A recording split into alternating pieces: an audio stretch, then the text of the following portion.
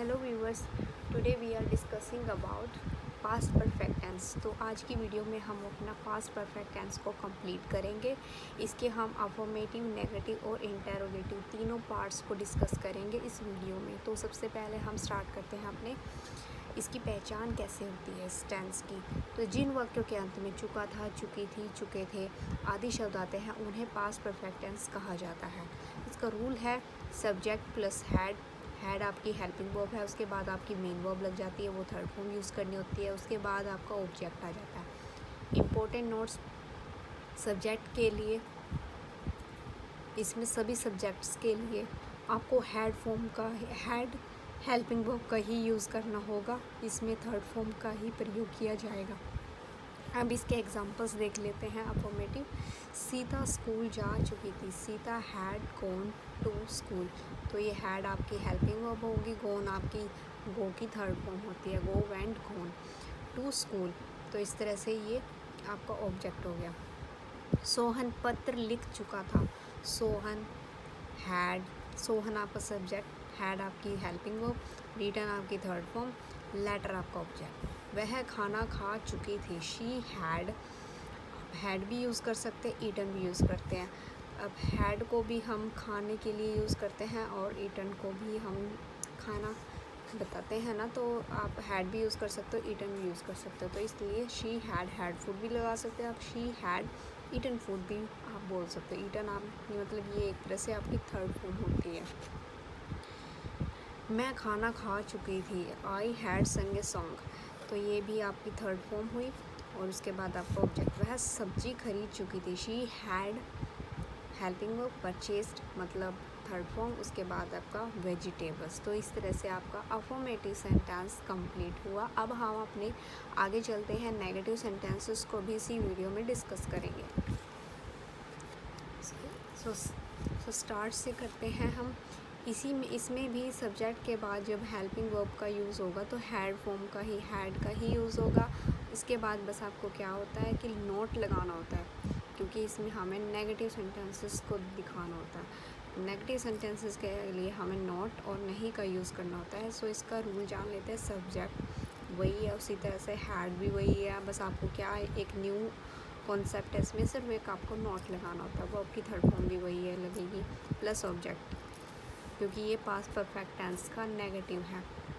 Example, Sita school नहीं जा चुकी थी, Sita had not gone to school. मतलब हेल्पिंग वर्ब के बाद आपको नोट लगाना होता है, बाकी आपका सेम एज इट इज़ हो रहेगा। सोहन ने पत्र नहीं लिखा था, Sohan had not written letter. वह गाना नहीं गा चुकी थी, शी हैड नॉट संग अ सॉन्ग। बच्चे फुटबॉल नहीं खेल चुके थे, children had not played football.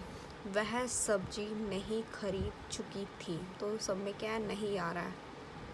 She had not purchased vegetables, उसने खाना नहीं खाया था, she had not eaten food या आप हैड फूड, दोनों में से कुछ भी लगा सकते हैं।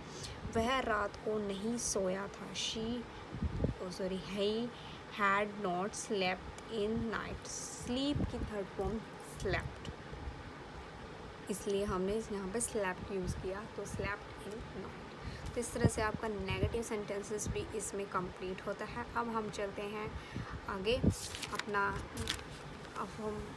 इंटेरोगेटिव सेंटेंसेस को डिस्कस करते हैं। इंटेरोगेटिव सेंटेंसेस बहुत ही ज़्यादा इम्पोर्टेंट होते हैं, उनको समझना थोड़ा सा ट्रिकी होता है, इसलिए आप इसे बिल्कुल ही हम इजीली आपको समझा देंगे कि किस तरह से हमें इंटेरोगेटिव सेंटेंसेस को बनाना होता है। उसके लिए आपको कुछ रूल का पता होना चाहिए, तभी वो रूल अप्लाई करते टाइम आप कैसे बना सकते हैं इंटेरोगेटिव सेंटेंसेस को।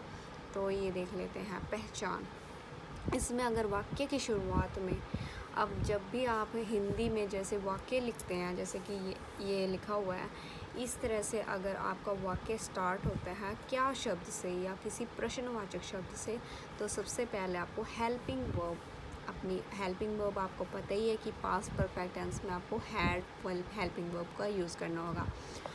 होगा, फिर उसके बाद आप सब्जेक्ट लगाएंगे, उसके बाद आप मेन वर्ब आपकी थर्ड फॉर्म लगेगी, उसके बाद आपका ऑब्जेक्ट का प्रयोग किया जाता है। अगर वाक्य सेंटेंस के बीच में क्या शब्द या कोई भी प्रश्नवाचक क्वेश्चन वर्ड आ जाए तो सबसे पहले आपको क्या शब्द की मतलब जो भी क्वेश्चन वर्ड में इंग्लिश वर्ड है तो उसकी इंग्लिश लिखेंगे, उसके बाद आप हेल्पिंग वर्ब हैड लगाएंगे, उसके बाद सब्जेक्ट, फिर उसके बाद मेन वर्ब लग जाएगी आपकी थर्ड फॉर्म, उसके बाद आपका ऑब्जेक्ट। तो ये 2 ही रूल हैं जो आपको बहुत ही ज़्यादा ध्यान से देखने होते हैं इंटेरोगेटिव सेंटेंसेस को बनाने के लिए। अब इनको हमने फॉर्मूला की फॉर्म में भी लिखा हुआ है, तो आप देख लीजिए एक बार।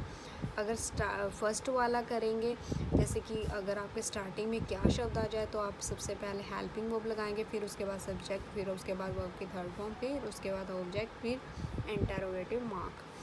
अगर सेकंड टाइप से आपको क्वेश्चन पूछा गया है सेंटेंस में, तो जैसे कि बीच में अगर आपके क्वेश्चन वर्ड आ जाए तो आप स्टार्टिंग में सबसे पहले क्वेश्चन वर्ड की इंग्लिश, जैसे वाई, वेट, वैन, वेयर, जो भी आपके पास आ जाए तो आप उसकी इंग्लिश लिखेंगे, फिर उसके बाद आपको हेल्पिंग वर्ब हैड लगानी है, उसके बाद सब्जेक्ट, फिर आपकी वर्ड की थर्ड फॉर्म प्लस ऑब्जेक्ट, फिर आपका क्वेश्चन वर्ड मार्क। अब हम इसके एग्जाम्पल भी देख लेते हैं जिससे हमें और क्लियर हो जाए ये टॉपिक। क्या तुम, अब स्टार्टिंग में आपका क्या आ गया, मतलब सबसे पहले स्टार्टिंग में प्रश्नवाचक शब्द आ गया है, तो उसके बाद देख लेते क्या तुम फिल्म देख चुके थे, क्वेश्चन मार्क। हैड, इसकी सबसे पहले हमने रूल में देखा है कि सबसे पहले हमने क्या लगानी है अपनी हेल्पिंग वर्ब, तो हेल्पिंग वर्ब की इंग्लिश लिखेंगे, फिर उसके बाद हमने सब्जेक्ट लिखना है, फिर उसके बाद हमारी मेन वर्ब थर्ड फॉर्म, उसके बाद हमारा ऑब्जेक्ट।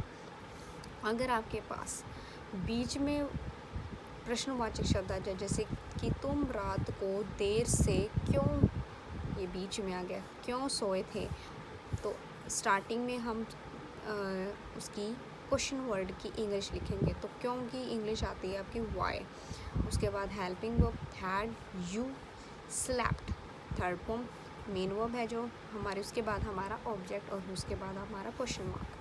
क्या बच्चे खाना खा चुके थे, क्या स्टार्टिंग में है तो इसलिए हमने हेल्पिंग वर्ब लगानी है, फिर उसके बाद subject had children eaten food, verb की थर्ड फॉर्म, फिर उसके बाद आपका ऑब्जेक्ट। तुम शॉपिंग करने कब गई थी, अब इसमें बीच में आ गया, तो हम स्टार्टिंग हमारी इंग्लिश क्वेश्चन वर्ड से, फिर उसके बाद हमारी हेल्पिंग वर्ब, फिर हमारा you gone for shopping, when had you gone for shopping, gone हमारी वर्ब की थर्ड फॉर्म, ये हमारा सब्जेक्ट, और ये बाकी बचा हमारा क्या ऑब्जेक्ट, फिर हमारा आता है क्वेश्चन वर्ड, क्वेश्चन मार्क। तो इस तरह से हमारा इंटेरोगेटिव सेंटेंस भी कंप्लीट होता है। अब हमने इसके तीनों पार्ट्स को अच्छे से डिस्कस कर लिया है, तो thank you viewers, please subscribe my channel, thank you.